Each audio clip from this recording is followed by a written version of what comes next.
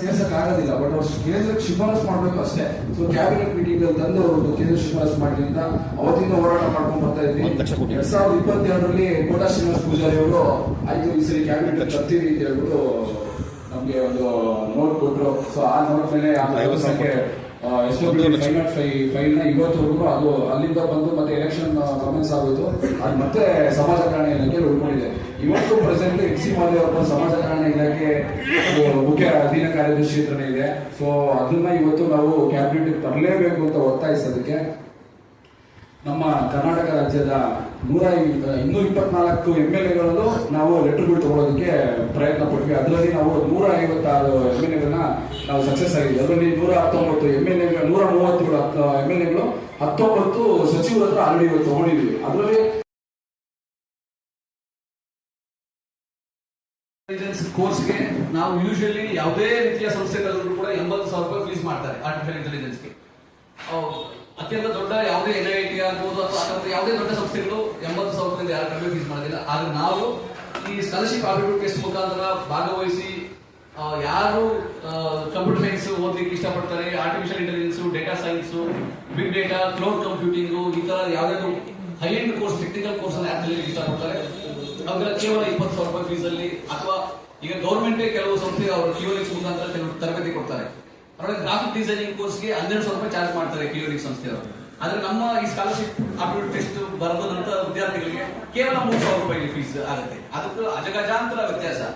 ಅದೇ ಕ್ವಾಲಿಟಿ, ಅದೇ updated latest version software ಗಳನ್ನ ಟ್ರೈನಿಂಗ್ ತಗೊಳ್ಳೋದು, ಅತ್ಯಂತ ಕಡಿಮೆ ಶುಲ್ಕದಲ್ಲಿ ಅವಕಾಶ ಪಡ್ಕೊಳ್ಳೋದು, ಇದನ್ನ ಪ್ರತಿ ವರ್ಷ ಮಾಡ್ಕೊಂಡು ಬರ್ತಾ ಇದೀವಿ.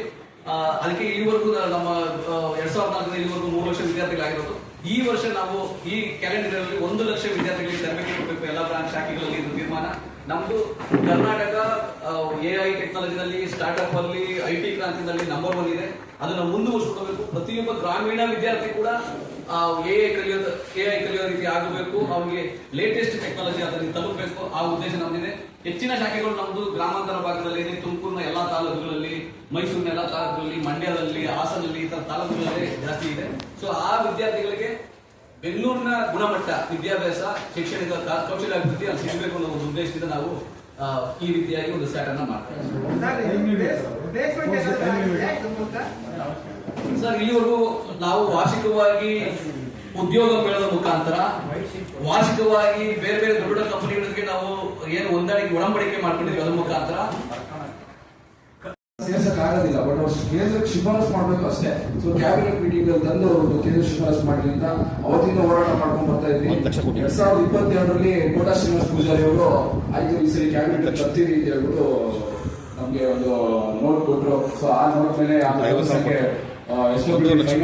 ಫೈಲ್ ನ ಇವತ್ತವರೆಗೂ ಅದು ಅಲ್ಲಿಂದ ಬಂದು ಮತ್ತೆ ಎಲೆಕ್ಷನ್ ಕಮೆಂಟ್ಸ್ ಆಗೋಯ್ತು. ಅದು ಮತ್ತೆ ಸಮಾಜ ಕಲ್ಯಾಣ ಇಲಾಖೆ ಉಳ್ಕೊಂಡಿದೆ. ಇವತ್ತು ಪ್ರೆಸೆಂಟ್ ಎಕ್ಸಿ ಮಾದೇವ್ ಅವರ ಸಮಾಜ ಕಲ್ಯಾಣ ಇಲಾಖೆ ಮುಖ್ಯ ಅಧೀನ ಕಾರ್ಯದರ್ಶಿ ಹತ್ರನೇ ಇದೆ.